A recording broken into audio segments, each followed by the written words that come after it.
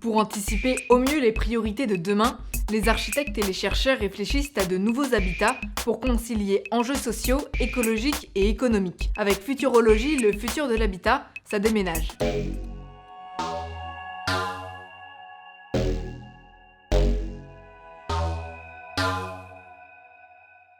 Dans le futur, l'enjeu ce sera de pouvoir loger plus de monde en polluant moins. Parce qu'en France, le logement résidentiel, c'est un tiers de notre consommation d'énergie et le chauffage peut en représenter jusqu'à 75%. Pour les architectes, la solution réside dans la construction même de nos habitations. Aujourd'hui, avec nos exigences de confort, on ne peut pas se passer complètement, par exemple, d'un appoint de chauffage. Simplement, ce poste de chauffage, il est tellement réduit qu'il est plus, c'est plus le poste principal en fait de déperdition de la maison. Et donc, effectivement, et ça, c'est le grand avantage en fait de la construction passive, c'est cette utilisation des ressources naturelles, enfin naturelles dans le sens où l'orientation du bâtiment, la compacité de la forme, les ouvertures, donc tout ça, ça joue pour créer un climat agréable à l'intérieur. Pour ces habitations passives, pensées pour économiser l'énergie, les matériaux dits propres seront privilégiés. L'idée des matériaux biosourcés, c'est justement de se servir de la nature, c'est le bois, c'est le chanvre, enfin la laine de chanvre, la fibre de bois pour l'isolation, ou encore de la ouate de cellulose. Là, c'est le côté biosourcé, enfin c'est dans la catégorie biosourcée, mais c'est un matériau recyclé. Donc là, on peut citer vraiment un très grand nombre. Il y a aussi la construction paille qui se développe de plus en plus. Donc c'est des matériaux qui ont un très faible impact sur l'environnement. Encore faut-il voir de près comment ont été fabriqués. Donc, si la paille, je l'amène depuis l'Ukraine, ça fait pas trop de sens. Alors, s'il n'est pas toujours évident d'amorcer la construction de nouveaux logements, certains proposent plutôt de les imprimer. Oubliez le chantier qui dure des mois. Demain, votre maison pourra être imprimée en 3D, cordon par cordon, en quelques heures, avec des matériaux locaux et à moindre coût. On a moins de logistique et on vient directement imprimer in situ les murs sur place, et on a donc moins de transport, pas de clavetage de préfabrication. On arrive, on sort la machine, on imprime, on replie la machine, on la ressort, on la met dans le conteneur. Donc c'est vraiment très simple, quoi. Et l'objectif à long terme, c'est de pourvoir ces machines à travers la planète entière, les exporter sous un format container. Ça va résoudre un gros problème sur Terre qui est le mal logement. C'est notre ambition. Le gros atout que la solution peut apporter aux communautés qui l'utilisent, c'est la capacité de produire localement. Donc c'est une résilience, c'est une forme de capacité à réussir à manager ses coûts de construction. A priori, ce n'est pas parce que ces habitations seront imprimées avec une encre à base d'argile qu'elles seront moins bien équipées. Vous aurez la possibilité d'inclure des isolants et de la technologie dans les murs pour en faire un logement augmenté. Ce qui est super important avec la maison ou l'appartement connecté, c'est qu'on va pouvoir être en interaction avec ce logement. Et que ce soit une maison ou un appartement, on va se mettre en situation d'interagir, de donner des informations, de recevoir ou de permettre des services. Donc la base, c'est qu'il y a de plus en plus d'équipements électriques dans une maison.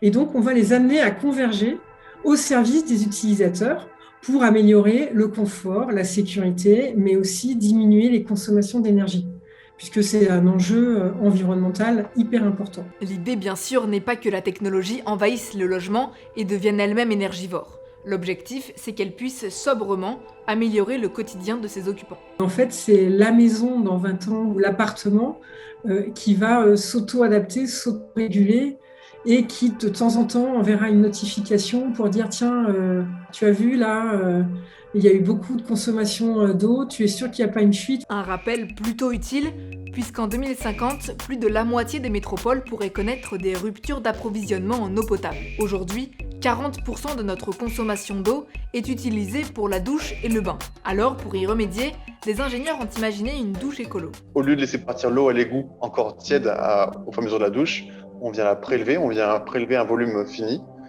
et qu'on récupère dans le bac à douche, qu'on pompe, qu'on filtre pour la nettoyer et qu'on renvoie en direct à l'utilisateur dans la douche en circuit fermé.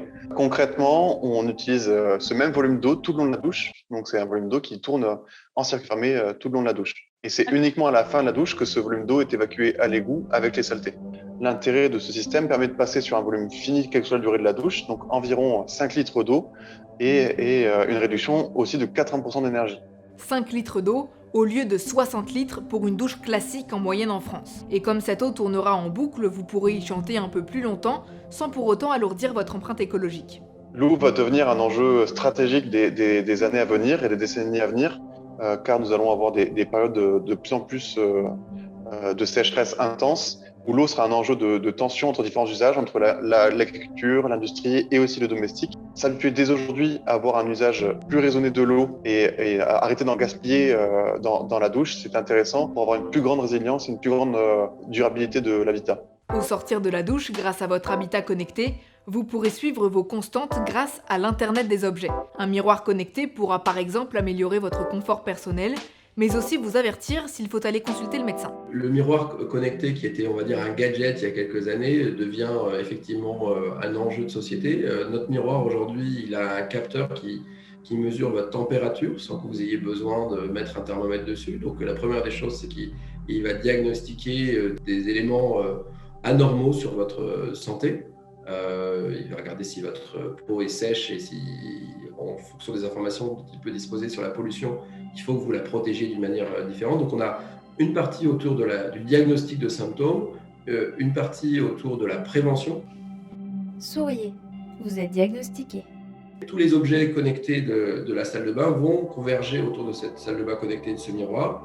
Les plus grandes applications qu'on voit dans le futur, ça va être celles qui sont liées donc à la prévention des risques dans la salle de bain, pollution, qualité de l'air, qualité de l'eau et fluide d'eau, efficacité énergétique, comment je consomme moins d'énergie, parce que l'énergie va coûter de plus en plus cher. Il ne s'agit pas uniquement de repenser la construction ou l'équipement des bâtiments, les comportements sociaux seront déterminants. Dans le futur, il faudra repenser notre façon d'habiter nos logements pour les rendre écologiquement plus efficients. Un bâtiment, c'est pas une fin en soi. Un bâtiment, il faut qu'il soit construit, habité et habité le plus longtemps possible. Donc, il y a aussi une notion de qualité dans le bâtiment.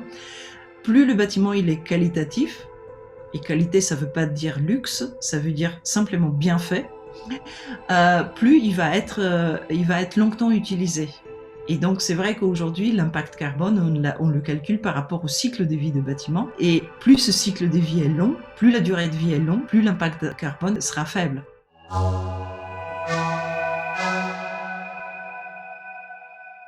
Occuper nos logements plus longtemps peut paraître contre-intuitif, pourtant il existerait une solution, l'habitat modulable. Il peut accueillir plusieurs générations et s'adapter à la flexibilité et aux besoins évolutifs de ses occupants en agençant au mieux les espaces communs. Cet espace commun, il serait peut-être mieux géré si on avait un système de cloison qui permet justement d'aménager les temps. Les temps de l'habitat ne sont pas toujours fixes. On n'est plus dans une période où effectivement on prend les repas à 8 heures en regardant la télévision autour d'une table à manger. Ça c'est fini. Voilà, les rythmes sociaux des uns et des autres sont complètement différents. Donc en fait, il faut vraiment penser l'habitat comme étant un espace à temporalité multiple. Loger plus de monde suppose des espaces individuels plus petits, un vrai défi qui appelle à renforcer l'optimisation des surfaces. C'est tout ce qu'on appelle le logement serviciel, c'est-à-dire les services au logement. Je me dis, mais pourquoi je vais créer une arrivée pour des machines à laver le linge dans chaque logement? Pourquoi je ne ferai pas finalement une grande buanderie? Je paierai donc aux accédants à la propriété, aux locataires, une superbe machine à laver. Mais alors, géniale. Une machine à laver comme ils n'en rêvent pas, ils ne peuvent pas s'en payer. Ce concept a été poussé encore plus loin pour adapter les logements à des modes de vie de plus en plus nomades. Une colocation augmentée, le co-living. Vivre ensemble, mais séparément. Dans un bâtiment comme ceux qu'on développe, vous allez retrouver à l'échelle de l'appartement lui-même une cuisine et un salon commun pour pouvoir se partager pour ceux qui vivent en colocation, mais vous allez également retrouver une salle de sport, vous allez retrouver un gymnase dans lequel il y a des cours collectifs de sport qui sont donnés, vous allez retrouver un espace de coworking au pied d'immeuble qui est utilisé par des gens extérieurs, mais aussi par les gens de la résidence. Être propriétaire de son appartement quand on a 25 ans, c'est plutôt, à notre sens, une contrainte à la mobilité, une contrainte aussi financière, c'est-à-dire que c'est lourd financièrement, c'est une contrainte à la mobilité, alors même qu'on est dans une période où on ne sait pas véritablement ce qu'on souhaite faire, on ne sait pas véritablement dans quelle ville ou même dans quel pays on veut s'installer. On n'a pas envie d'avoir à investir dans des travaux, d'avoir à attendre longtemps, d'avoir la fibre, d'avoir à passer des week-ends à monter ses meubles, alors même qu'on ne sait pas si on va être là 3 mois ou 3 ans. Finalement, le futur de l'habitat se pensera plutôt au pluriel. Nous ne serons pas tous logés à la même enseigne, différentes possibilités s'offriront à nous en fonction de notre mode de vie. Et pour les moins claustrophobes, il restera les tiny house, ces micro-maisons ultra fonctionnelles et éco-responsables qui permettent d'habiter un peu où vous voulez, quand vous voulez.